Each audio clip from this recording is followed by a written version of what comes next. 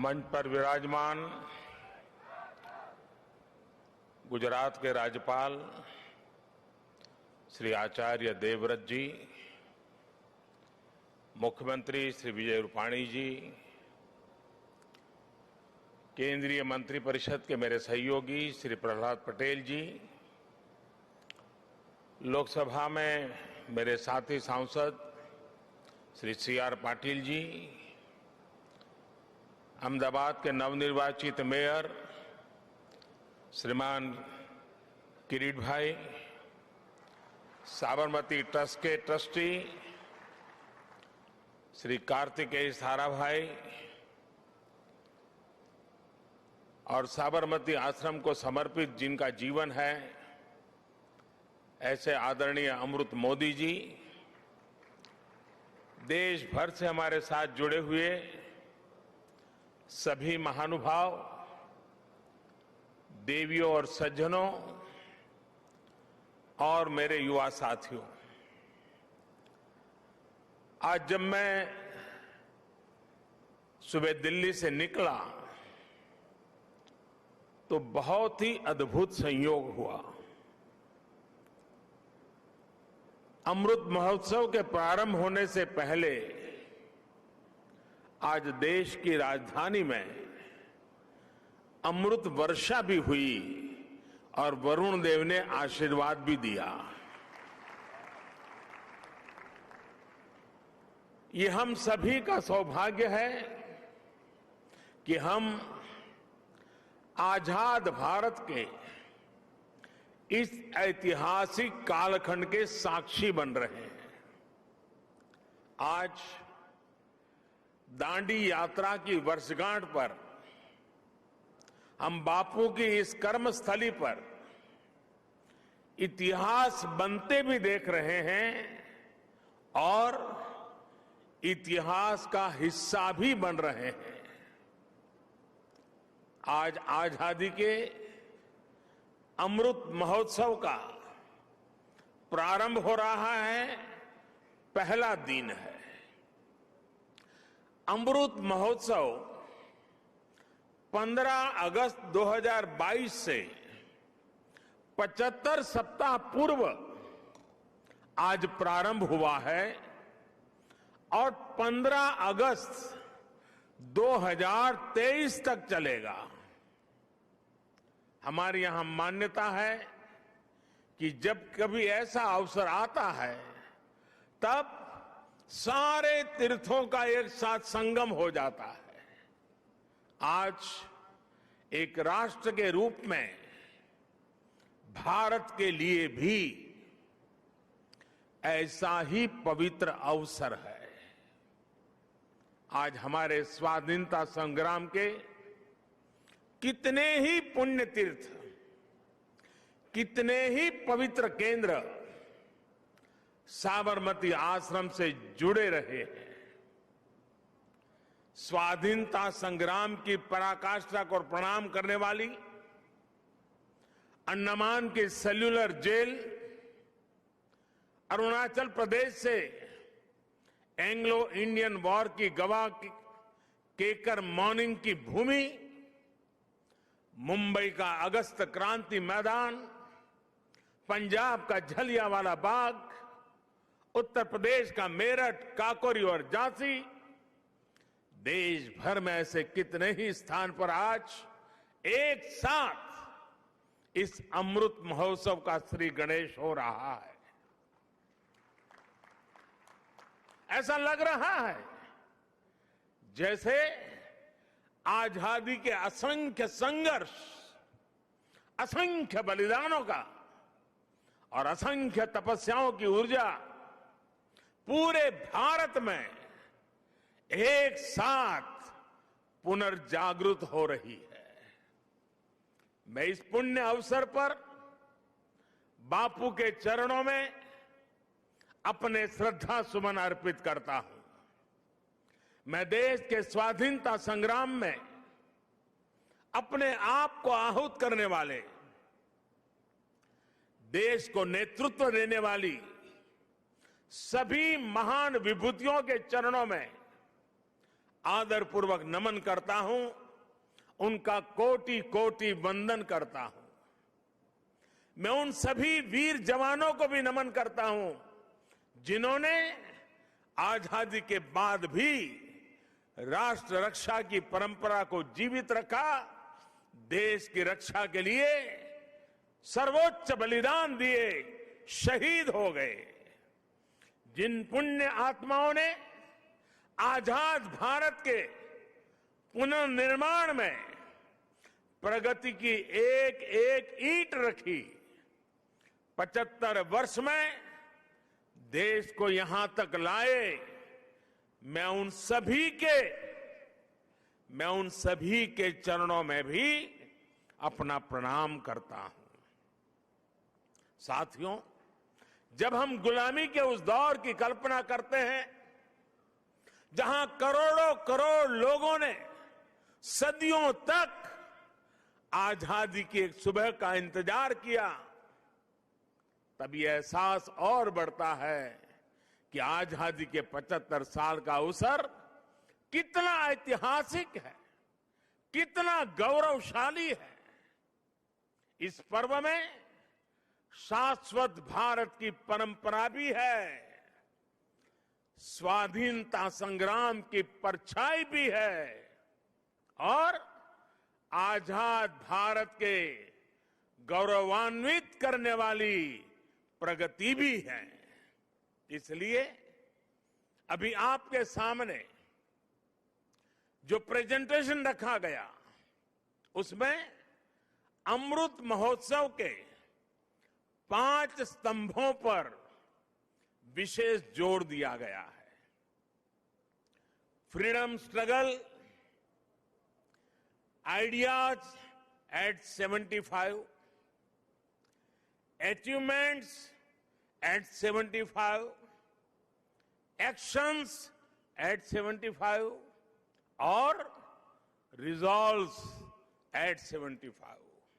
ये पांचों स्तंभ आजादी की लड़ाई के साथ साथ आजाद भारत के सपनों और कर्तव्यों को देश के सामने रखकर आगे बढ़ने की प्रेरणा देंगे।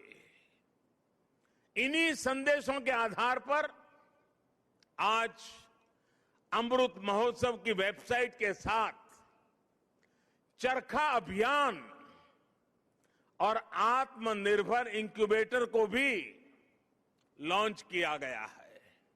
भाइयों और बहनों, इतिहास साक्षी है कि किसी राष्ट्र का गौरव तभी जागृत रहता है जब वो अपने स्वाभिमान और बलिदान की परंपराओं को अगली पीढ़ी को भी सिखाता है, संस्कारित करता है, उन्हें इसके लिए निरंतर प्रेरित करता है।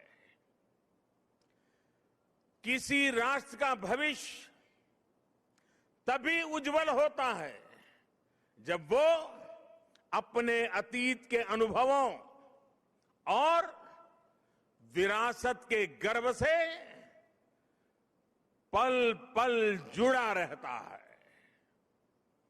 फिर भारत के पास तो गर्व करने के लिए अथाह भंडार है, समृद्ध इतिहास है,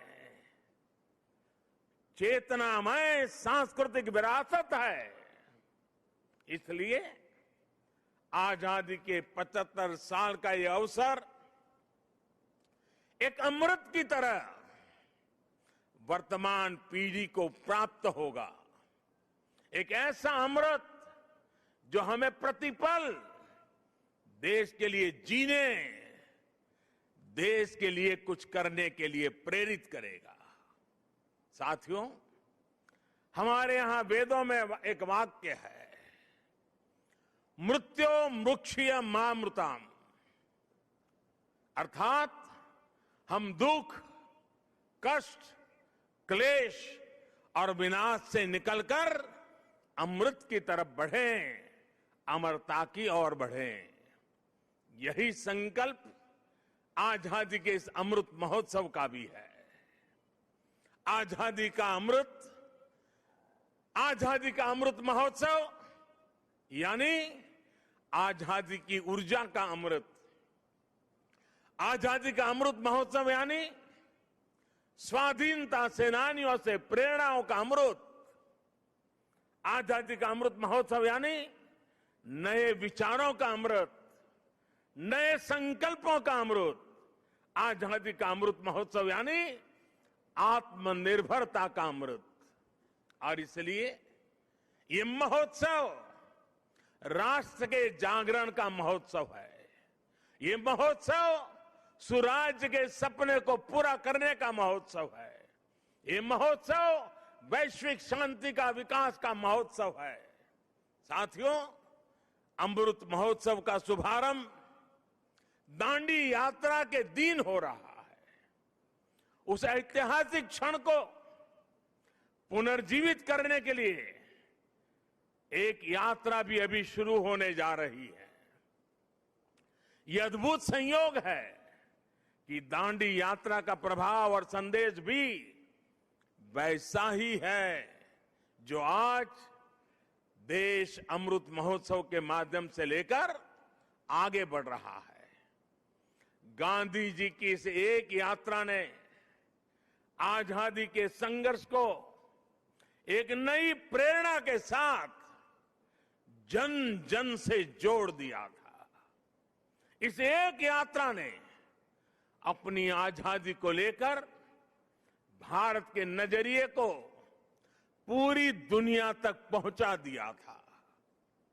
ऐसा ऐतिहासिक और ऐसा इसलिए क्योंकि बापू की दांडी यात्रा में आजादी के आग्रह के साथ साथ भारत के स्वभाव और भारत के संस्कारों का भी समावेश था।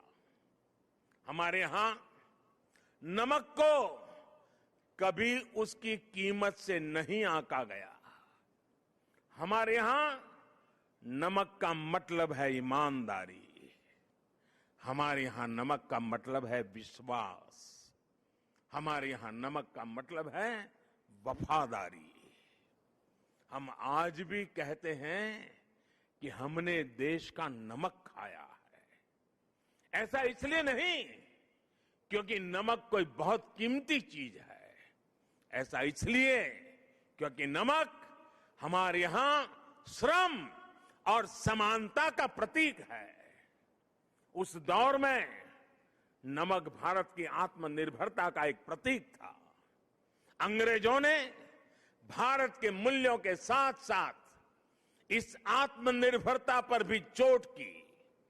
भारत के लोगों को इंग्लैंड से आने वाले नमक पर निर्भर हो जाना पड़े।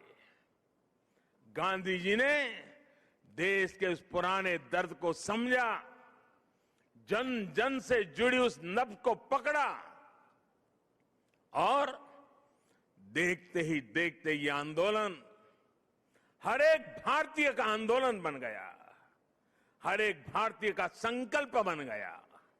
साथियों, इसी तरह आजादी की लड़ाई में अलग अलग संग्रामों, अलग अलग घटनाओं की भी अपनी प्रेरणाएं हैं, अपने संदेश हैं, जिन्हें आज का भारत आत्मसात कर आगे बढ़ सकता है।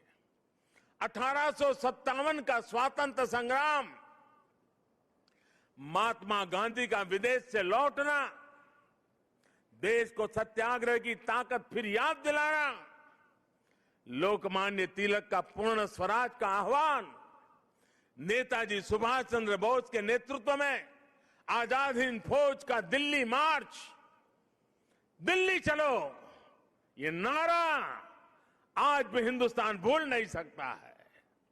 1942 का अविस्मरणीय आंदोलन, अंग्रेजों भारत छोड़ो का वो उद्घोष, ऐसे कितने ही अनगिनत पड़ाव जिनसे हम प्रेरणा लेते हैं, ऊर्जा लेते हैं। ऐसे कितने ही हुतात्मा सेनानी हैं जिनके प्रति देश हर रोज अपनी कृतज्ञता व्यक्त करता है। 1857 की क्रांति के मंगल पांडे, तात्या टोपे जैसे वीर हों, अंग्रेजों की फौज के सामने निर्भीक गर्जना करने वाली रानी लक्ष्मीबाई हो, कित्तूर की रानी चेन्नम्मा हो, रानी गाइडिनल्यू हो, चंद्रशेखर आजाद, रामप्रसाद बिस्मिल, भगत सिंह, सुखदेव, राजगुरु, अत्फाउल्लाह खां, गुरुराम सिंह, टिटू जी, पोल रामास्वामी जैसे वीर हो, या फिर पंडित नेहरू, सरदार पटेल, बाबा साहब आंबेडकर, सुभाष चंद्र बोस, मौलाना आजाद, खान अब्दुल गफार खान, वीर सावरकर जैसे अनगिनत जननायक, ये सभी महान व्यक्तित्व आजादी के आंदोलन के पथदर्शक रहे हैं। आज इन्हीं के सपनों को भारत बनाने के लिए, उनके सपनों का भारत बनाने के लिए हम सामूहिक संकल्प ले रहे हैं, इनसे प्रेरणा ले रहे हैं। साथियों, हमारे स्वाधीनता संग्राम में ऐसे भी कितने आंदोलन हैं, कितने ही संघर्ष हैं जो देश के सामने उस रूप में नहीं आए जैसे आने चाहिए थे।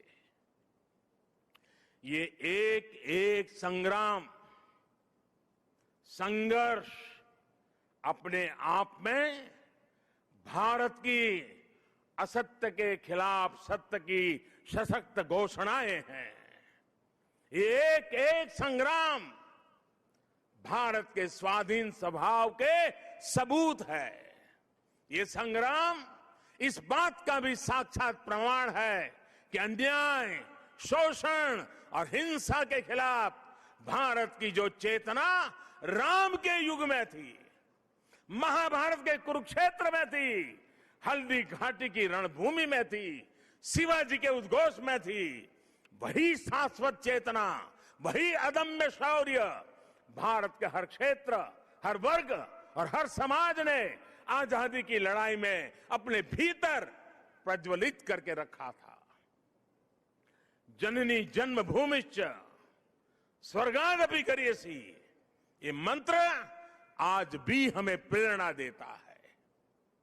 आप देखिए हमारे इस इतिहास को, कोल आंदोलन हो या हो संघर्ष, खांसी आंदोलन हो या संथाल क्रांति, कछोहा कछार नागा संघर्ष हो या कूका आंदोलन, भील आंदोलन हो या मुंडा क्रांति, सन्यासी आंदोलन हो या रमोसी संघर्ष, कित्तूर आंदोलन, त्रावणकोर आंदोलन, बारडोली सत्याग्रह, चंपारण सत्याग्रह, संबलपुर संघर्ष, चुआर संघर्ष, बुंदेल संघर्ष, ऐसे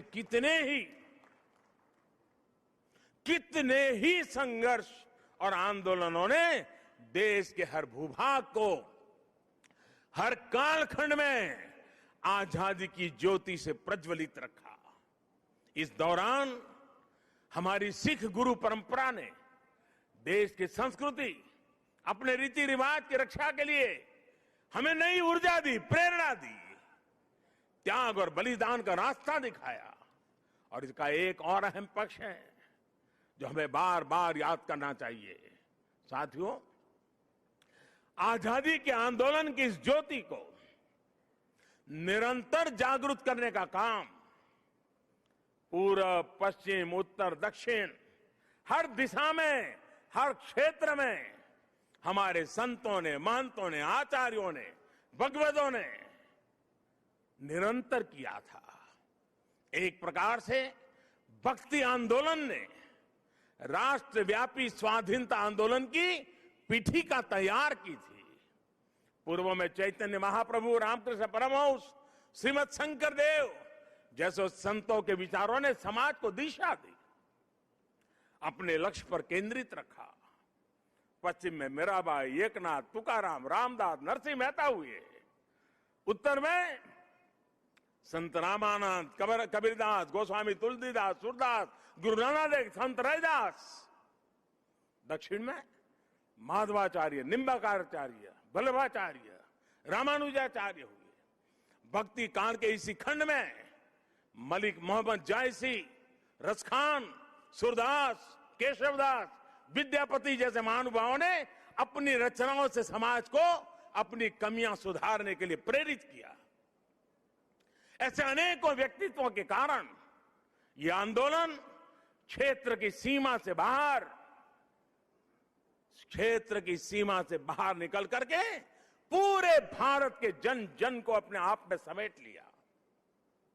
आजादी के असंख्य आंदोलनों में ऐसे कितने ही सेनानी, संत आत्माएं, ऐसे अनेक वीर बलिदानी हैं जिनकी एक एक गाथा अपने आप में इतिहास का एक एक स्वर्णिम अध्याय है। हमें इन महानायकों, महानायिकाओं, उनका जीवन इतिहास भी देश के सामने पहुंचाना है। इन लोगों की जीवन गाथाएं, उनके जीवन का संघर्ष हमारे स्वतंत्रता आंदोलन के उतार चढ़ाव, कभी सफलता कभी असफलता, हमारी आज की पीढ़ी को जीवन का हर पाठ सिखाएगी। एकजुटता क्या होती है, लक्ष्य को पाने की जिद क्या होती है, जीवन का हर रंग वो और बेहतर तरीके से समझेंगे। भाई और बहनों, आपको याद होगा इसी भूमि के वीर सपूत श्यामजी कृष्ण वर्मा अंग्रेजों की धरती पर रहकर उनकी नाक के नीचे जीवन की आखिरी सांस तक आजादी के लिए संघर्ष करते रहे। लेकिन उनकी अस्थियां 7 दशकों तक इंतजार करती रहीं कि कब उन्हें भारत माता की गोद नसीब होगी। आखिरकार 2003 में विदेश से श्यामजी कृष्ण वर्मा की अस्थियां मैं अपने कंधे पर उठा करके ले आया था। ऐसे कितने ही सेनानी हैं, देश पर अपना सब कुछ समर्पित कर देने वाले लोग हैं। देश के कोने कोने से कितने ही दलित, आदिवासी, महिलाएं और युवा हैं जिन्होंने असंख्य तप और त्याग किए। याद करिए तमिलनाडु के 32 वर्षीय नौजवान कोडिकात कुमरन, उनको याद कीजिए। अंग्रेजों ने उस नौजवान को सिर में गोली मार दी, लेकिन उन्होंने मरते हुए भी देश के झंडे को जमीन में नहीं गिरने दिया। तमिलनाडु में उनके नाम से ही कोडिकात शब्द जुड़ गया, जिसका अर्थ है झंडे को बचाने वाला। तमिलनाडु की ही वेलु नाचियार वो पहली महारानी थी जिन्होंने अंग्रेजी हुकूमत के खिलाफ लड़ाई लड़ी थी। इसी तरह हमारे देश के आदिवासी समाज ने अपनी वीरता और पराक्रम से लगातार विदेशी हुकूमत को घुटनों पर लाने का काम किया। झारखंड में भगवान बिरसा मुंडा, उन्होंने अंग्रेजों को चुनौती दी थी। तो मुर्मू भाइयों ने संथाल आंदोलन का नेतृत्व किया था। ओडिशा के चक्रा बिसोई ने लड़ाई छेड़ी तो लक्ष्मण नायक ने गांधीवादी तरीकों से चेतना फैलाई। आंध्र प्रदेश में मन्यम विरुडी यानी जंगलों के हीरो अल्लूरी सीराराम राजू ने रंपा आंदोलन का बिगुल फूका था। पासल था खुंगचेरा ने मिजोरम की पहाड़ियों में अंग्रेजों से लोहा लिया था। ऐसे ही गोमधर, कंवर, लसित बोरफुकन और सीरत सिंह जैसे असम और पूर्वोत्तर के अनेकों स्वाधीनता सेनानी थे जिन्होंने देश की आजादी में योगदान दिया है। यहां गुजरात में बड़ौदा के पास जांबुगाड़ा जाने के रास्ते पर हमारे नायका कौम के आदिवासियों को बलिदान कैसे भूल सकते हैं। मानगढ़ में गोविंद गुरु के नेतृत्व में सैकड़ों आदिवासियों का नरसंहार हुआ। उन्होंने लड़ाई लड़ी। देश इनके बलिदान को हमेशा याद रखेगा। साथियों, मां भारती के ऐसे ही वीर सपूतों का इतिहास देश के कोने कोने में, गांव गांव में है। देश इतिहास के इस गौरव को सहेजने के लिए पिछले 6 सालों से सजग प्रयास कर रहा है। हर राज्य, हर क्षेत्र में इस दिशा में प्रयास किया जा रहा है। दांडी यात्रा से जुड़े स्थल का पुनरुद्धार देश ने 2 साल पहले ही पूरा किया था। मुझे खुद इस अवसर पर दांडी जाने का सौभाग्य मिला था। अंडमान में जहां नेताजी सुभाष बोस ने देश की पहली आजाद सरकार बनाकर तिरंगा फहराया था, देश ने उस विस्मृत इतिहास को भी भव्य आकार दिया है। अंडमान निकोबार के द्वीपों को स्वतंत्रता संग्राम के नामों पर रखा गया है। आजाद हिंद सरकार के 75 साल पूरे होने पर लाल किले पर भी आयोजन किया गया, तिरंगा फहराया गया और नेताजी सुभाष बाबू को श्रद्धांजलि दी गई। गुजरात में सरदार वल्लभ भाई पटेल की विश्व की सबसे ऊंची प्रतिमा उनके अमर गौरव को पूरी दुनिया तक पहुंचा रही है। जलियांवाला बाग में स्मारक हो या फिर पाइका आंदोलन की स्मृति में स्मारक, सभी पर काम हुआ। बाबा साहब आंबेडकर से जुड़े जो 7 दशकों से भूले बिसरे पड़े थे, उनका भी विकास देश ने पंचतीर्थ के रूप में किया है। इन सबके साथ ही देश ने आदिवासी स्वाधीनता सेनानियों के इतिहास को देश तक पहुंचाने के लिए, आने वाली पीढ़ियों के लिए पहुंचाने के लिए हमारे आदिवासियों के संघर्ष की कथाओं को जोड़ता हुआ देश में म्यूजियम बनाने का एक प्रयास शुरू किया है। साथियों, आजादी के आंदोलन के इतिहास की तरह ही आजादी के बाद के 75 वर्ष की यात्रा सामान्य भारतीयों के परिश्रम, इनोवेशन, उद्यमशीलता का प्रतिबिंब है। हम भारतीय चाहे देश में रहे हो या फिर विदेशों में, हमने अपनी मेहनत से खुद को साबित किया है। हमें गर्व है हमारे संविधान पर, हमें गर्व है हमारी लोकतांत्रिक परंपराओं पर। लोकतंत्र की जननी भारत आज भी लोकतंत्र को मजबूती देते हुए आगे बढ़ रहा है। ज्ञान विज्ञान से समृद्ध भारत आज मंगल से लेकर चंद्रमा तक अपनी छाप छोड़ रहा है। आज भारत की सेना का सामर्थ्य अपार है, तो आर्थिक रूप से भी हम तेजी से आगे बढ़ रहे हैं। आज भारत का स्टार्टअप इकोसिस्टम दुनिया में आकर्षण का केंद्र बना है, चर्चा का विषय है। आज दुनिया के हर मंच पर भारत की क्षमता और भारत की प्रतिभा की गुंज है। आज भारत अभाव के अंधकार से बाहर निकलकर 130 करोड़ से अधिक आकांक्षाओं की पूर्ति के लिए आगे बढ़ रहा है। साथियों, ये भी हम सभी का सौभाग्य है। आजाद भारत के 75 साल और नेताजी सुभाष चंद्र बोस की जन्म जयंती के 125 वर्ष हम साथ साथ मना रहे हैं। ये संगम सिर्फ तिथियों का ही नहीं, बल्कि अतीत और भविष्य के भारत के विजन का भी अद्भुत मेल है। नेताजी सुभाष चंद्र बोस ने कहा था कि भारत की आजादी की लड़ाई सिर्फ ब्रिटिश साम्राज्यवाद के विरुद्ध नहीं है, बल्कि वैश्विक साम्राज्यवाद के विरुद्ध है। नेताजी ने भारत की आजादी को पूरी मानवता के लिए जरूरी बताया था। समय के साथ नेताजी की ये बात सही सिद्ध हुई। भारत आजाद हुआ तो दुनिया में दूसरे देशों में भी स्वतंत्रता की आवाजें बुलंद हुई और बहुत ही कम समय में साम्राज्यवाद का दायरा सिमट गया। और साथियों, आज भी भारत की उपलब्धियां आज सिर्फ हमारी अपनी नहीं है, बल्कि ये पूरी दुनिया को रोशनी दिखाने वाली है, पूरी मानवता को उम्मीद जगाने वाली है। भारत की आत्मनिर्भरता से ओतप्रोत हमारी विकास यात्रा पूरी दुनिया की विकास यात्रा को गति देने वाली है। कोरोना काल में ये हमारे सामने प्रत्यक्ष सिद्ध भी हो रहा है। मानवता को महामारी के संकट से बाहर निकालने में, वैक्सीन निर्माण में भारत की आत्मनिर्भरता का आज पूरी दुनिया को लाभ मिल रहा है। आज भारत के पास वैक्सीन का सामर्थ्य है, तो वसुधैव कुटुंबकम के भाव से हम सबके दुख दूर करने में काम आ रहे हैं।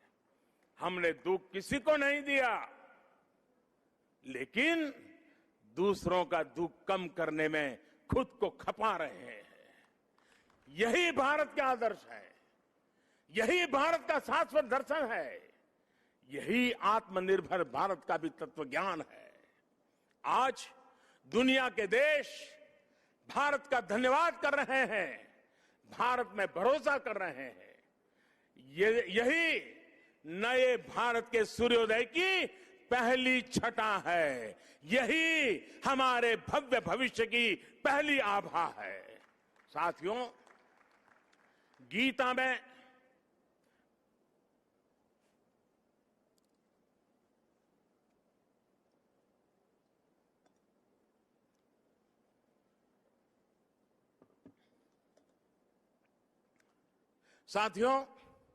गीता में भगवान श्री कृष्ण ने कहा है, सम दुख सुखम धीरम सह, सम दुख सुखम धीरम सह अमृतत्वाय कल्पते।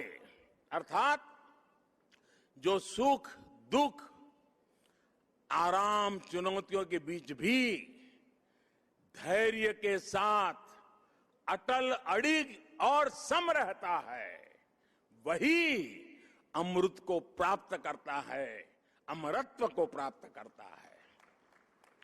अमृत महोत्सव से भारत के उज्जवल भविष्य का अमृत प्राप्त करने के हमारे मार्ग में यही मंत्र हमारी प्रेरणा है। आइए हम सब दृढ़ संकल्प होकर इस राष्ट्र यज्ञ में अपनी भूमिका निभाएं।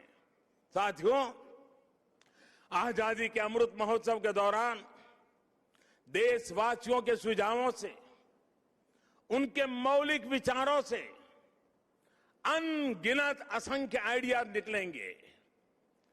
कुछ बातें अभी जब मैं आ रहा था तो मेरे मन में भी चल रही थी। जन भागीदारी, जन सामान्य को जोड़ना। देश का कोई नागरिक ऐसा न हो कि इस अमृत महोत्सव का हिस्सा न हो। अब जैसे मान लीजिए हम छोटा सा एक उदाहरण दें।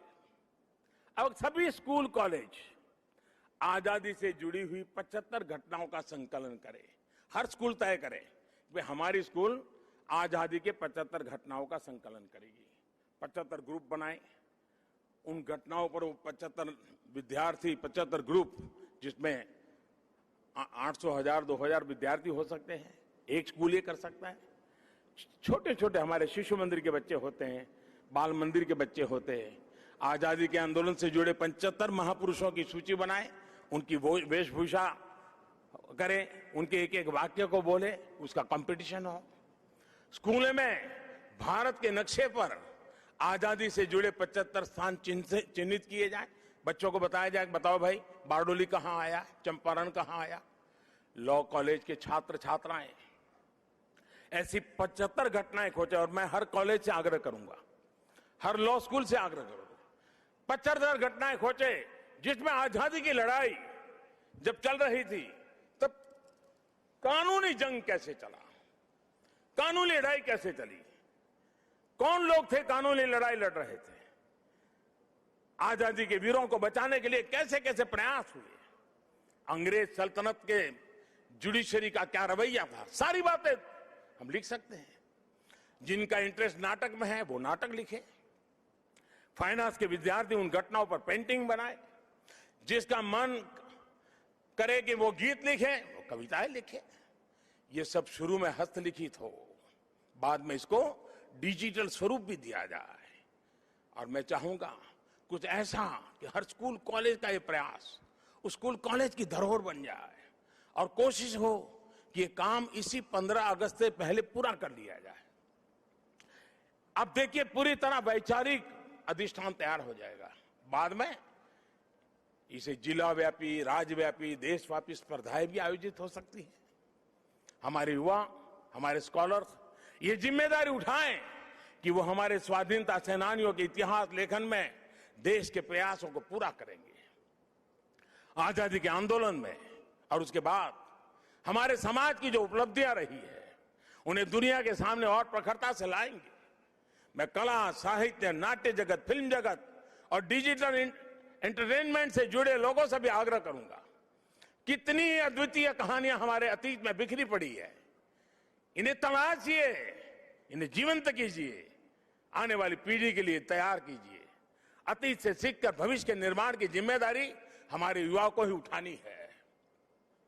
साइंस हो, टेक्नोलॉजी हो, मेडिकल हो, पॉलिटिक्स हो, आर्ट हो, कल्चर हो, आप जिस भी फील्ड में हैं, अपनी फील्ड का कल, आने वाला कल बेहतर कैसे हो, इसके लिए प्रयास किया जाए। मुझे विश्वास है कि 130 करोड़ देशवासी आजादी के इस अमृत महोत्सव से जब जुड़ेंगे, लाखों स्वाधीनता सेनानियों से प्रेरणा लेंगे, तो भारत बड़े से बड़े लक्ष्यों को पूरा करके रहेगा। अगर हम देश के लिए,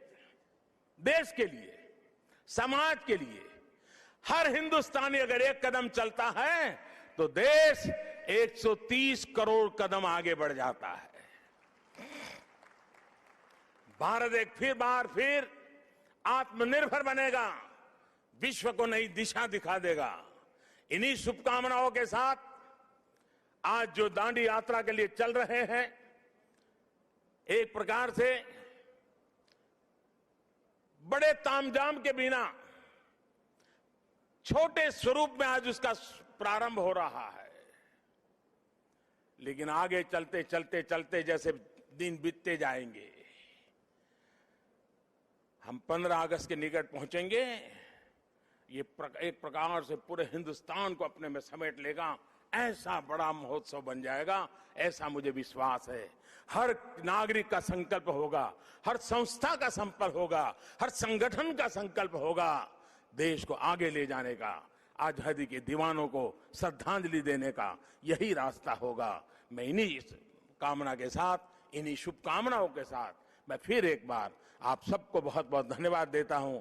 मेरे साथ बोलेंगे भारत माता की, भारत माता की, भारत माता की, भारत माता की।